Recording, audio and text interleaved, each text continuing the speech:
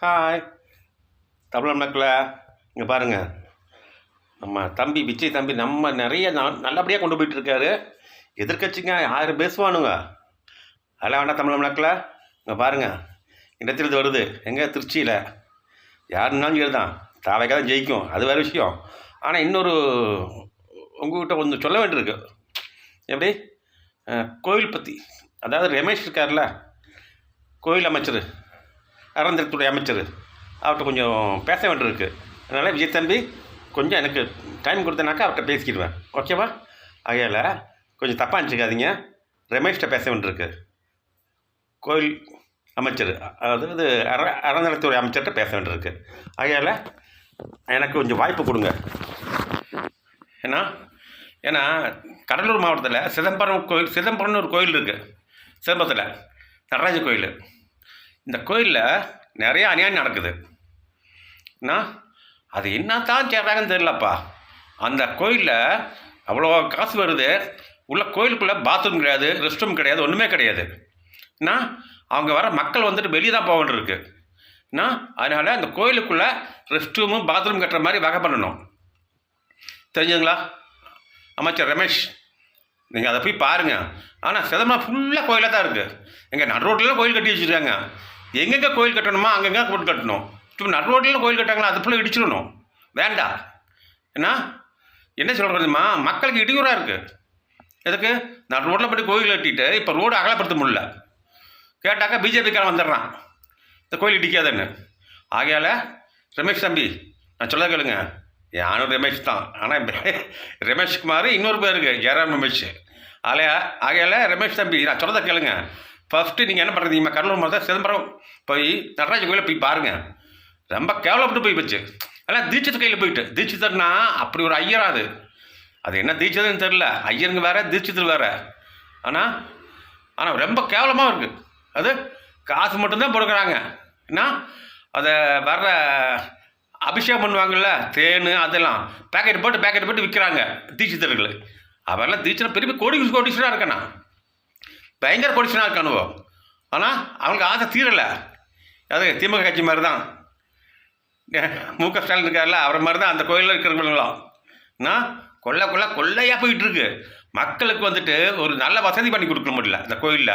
ஆனால் கோயில் இடம் இருக்குது, பாத்ரூம் கட்டலாம், ரெஸ்ட் ரூம் கட்டலாம். ஆனால் அவங்க அது ஒத்துக்க வர மாட்டேங்காங்க. வெளியே கடை இருக்குது, அது எப்படி போக முடியும்? ஒரு கோயிலில் வந்து லட்சக்கணக்கில் வர்றாங்க, பாத்ரூம் போகக்கூடிய இடம் வேண்டாமா? எங்கே நடராஜ கோயிலில், சிதம்பரம் நடராஜ கோயிலில். இதுக்கு நீங்கள் ரமேஷ் தம்பி இதுக்கு ஒரு வழி பண்ணுங்க. விஜய் தம்பி, சிஎம் விஜய் தம்பி, நீங்களும் சொல்லுங்கள் நடராஜ கோயில் என்னன்னு பாருங்கள். ஆனால் எங்கெங்கே கோயில் கட்டியிருக்காங்களோ அந்த நடு ரோட்டில் கொட்ட கோயில்கள்லாம் இடிச்சிடுங்க. வேண்டாம். கோயில் இருக்க வேண்டியது தான் எடுக்கணும். சும்மா கண்ட மாணிக்கு இது சிதம்பரம் ஃபுல்லாக கோயில் தான். இன்னொரு கோயில் கீழத்திரு மாரியம்மன் கோயில், அதுவும் அப்படி தான், அங்கேயும் கொலை தான். இதை போய் ஒரு வார்த்தை நீங்கள் பார்த்தீங்கன்னாக்கா ரொம்ப சந்தோஷமாக இருக்கும்.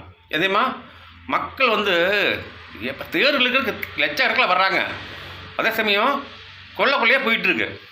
இதை கொஞ்சம் பார்த்தீங்கன்னா நல்லாயிருக்கும். ரமேஷ் தம்பி, அறநிலையத்துறை அமைச்சரை, இதை கொஞ்சம் பார்த்து நீங்கள் ஏற்பாடு பண்ணுங்க. நானும் பார்த்துட்டேன். நம்மளால் என்ன செய்ய முடியும்? நீங்கள் அமைச்சராக கூட சொல்கிறேன், நானும் ரமேஷ் தான், ஓகேவா? ஆகையால் விஜய் தம்பி, உண்மையை சொல்கிறேன். அந்த சிதம்பரத்தூர் கோயிலில் வந்துட்டு நீங்கள் அதை வந்து என்ன பண்ணுறீங்க, எது பண்ண தெரியாது. அந்த கோயிலில் வந்துட்டு உள்ள பாத்ரூம் வரணும், ரெஸ்ட் ரூம் வரணும். வந்தால் நிறைய மக்களுக்கு வந்து ரொம்ப வசதியாக இருக்கும். ஆமாம், இவங்களே காசு வாங்கி இவங்களே வந்துட்டு எல்லாம் வச்சுக்கிறானுவோ.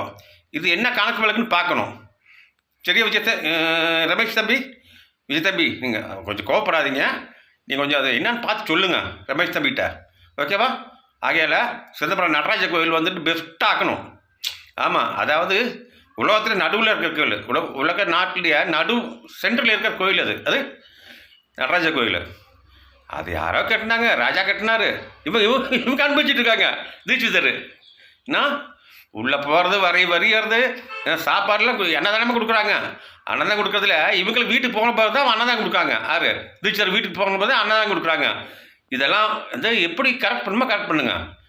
ஆனால் எனக்கு தெரியாது, இருந்தாலும் உங்களை சொல்கிறேன் ரமேஷ் தம்பி. ரமேஷ், இதை பாருங்கள், அறநிலையத்துறை அமைச்சர் உங்களுக்கு சொல்கிறேன் நான், ஓகேவா? கண்டிப்பாக போகிறீங்க கடலூர் மாவட்டம் சிதம்பரம். அங்கே போய் நடராஜ கோயில் என்ன எப்படின்னு பார்த்துட்டு வாங்க. பார்த்தா தெரியும் என்னென்ன கோயில் அட்டுழி நடக்குதுன்னு. நான் இவனுங்க என்ன பண்ண பார்த்தீங்கன்னா தீட்சை நேராக போய் சரக்கு வாங்கணும் அலை வாங்க. அந்த கோபுரத்துக்கு மேலே ஒரு ரூம் இருக்குது, அங்கே சரக்கு அடிக்கிறது சிக்கன் சாப்பிட்றது. இந்த பயில பண்ணுறானுவோ அவர் தீட்சிதர்கள். கேட்கறதுக்கு ஆளு கிடையாது. யார் கேட்பா? திமுக கட்சியில் இருந்தது, இப்போ யாரும் கேட்கல, யாரும் கேட்க முடியாது. நான் உடம்பு வளர்த்துட்டு காசை கொள்ளையடிச்சிட்டு இருக்கானுவோ. பார்த்து செய்யுங்க ரமேஷ் தம்பி. நான் பார்த்து சிதம்பரம் கோயிலில் கண்டிப்பாக நீங்கள் வந்து ஒரு விசிட் பண்ணணும். விசிட் பண்ணி என்ன ஏதுன்னு பார்த்துட்டு அதுக்கு என்ன செய்யணுமோ செய்யணும். ஓகேவா தம்பி? ஆமாம், தீட்சித்து வர ஐயர் வேறு. நான் ஆமாம். ஆகையால் நீங்கள் என்ன செய்கிறீங்கனாக்கா மொத்தமாக என்ன இருக்கோ அப்படின்னு சொல்லி ஒட்டு மொத்தமாக எல்லாம் மாற்றணும் சிதம்பரம் நடராஜ கோயிலில். ஓகேவா? ரொம்ப ரொம்ப அநியாயம் நடக்குதுங்க சிதம்பரம் நடராஜ கோயிலில். நான் அவங்க உண்டியல் கிடையாது, உண்டியல் கிடையாது. வந்து ஓமம் வளர்த்துறாங்க, 50,000 1 லட்சம் வாங்குறாங்க. வர கஸ்டமர் எல்லாம் காசு வாங்குறாங்க. அவங்கள ஃபோனில் பேசி அவங்கள பரமளவு வைக்கிறாங்க. எல்லாத்தையும் நடராஜ கோயில் இல்லை, சிவன் கோயில் இல்லை அது. அதனால் அதே சமயம் காளியம்மன் கோயில் இருக்குது, தில்லை காளியம்மன், அங்கேயும் நிறைய ஊழல் நடக்குது. அது என்னன்னு பாருங்கள். சத்தியமாக சொல்கிறேன் ரமேஷ், நீ செஞ்சு நீ உண்மைக்கு சொல்கிறேன், நீ 100 ஆண்டு வாழ மாட்ட, 95 வாழ்ந்தாலும் பரவாயில்ல. வாழ்ந்ததுக்கு ஒரு சரித்திரம் வேணும். ஆக ரமேஷ் தம்பி வந்தான், இந்த மாதிரி செஞ்சான் அப்படின்னு சொல்லி இருக்கணும். அதான் அந்த வார்த்தை வேணும். அதே சமயம் இங்கே பாருங்கள், விஜய் தம்பி இன்னும் வந்துட்டு சொல்கிறாங்களுங்க, இன்னும் ஜெயிச்சுட்டே இருப்பார். யார் எந்த கட்சி வந்தால் ஜெயிக்கவே ஜெயிக்காது. என்னமா இது அப்படி ஒரு கண்டிஷன் எனக்கு தெரியும். ஆகையால் விஜய் தம்பி இன்னும் பிரச்சனை இல்லை. நான் யார் என்ன வேணாலும் பேசட்டும், பேசுங்க. ஆனால் பேச கரெக்டாக பேசியிருக்கீங்க. நான் உங்களுக்கு நிகர் யாரும் கிடையாது. யார் தமிழ்நாடு அரசில் உங்களுக்கு நிகர் யாரும் கிடையாது. கரெக்டாக பேசுகிறீங்க. யாரோ எவனா சொல்லிட்டு போகிறான், அதாவது பைசா வாங்கிட்டு சொல்லுவானுவோ. அதனால் நான் வந்து யாரை பற்றி பேச விரும்பலை. இப்போது ஏன் தெரியுமா, இப்போ அந்த கோயிலை பற்றி பேசுகிறேன். நடராஜ கோயில், தில்லை காளியம்மன் கோயில், மாரியம்மன் கோயில், கீழத்தரம் மாரியம்மன் கோயில். இதை மட்டும் நீங்கள் போய் பார்த்துட்டு வாங்க ரமேஷ். கன்ஃபார்மாக சொல்கிறேன், உங்களுக்கு என்னன்னு தெரிஞ்சிடும். இதுதான் உண்மை.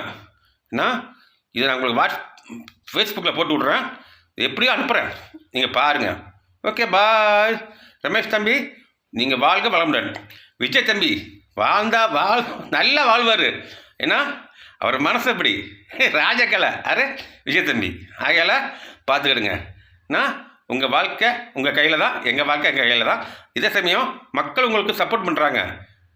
ஓகேவா? பாய்.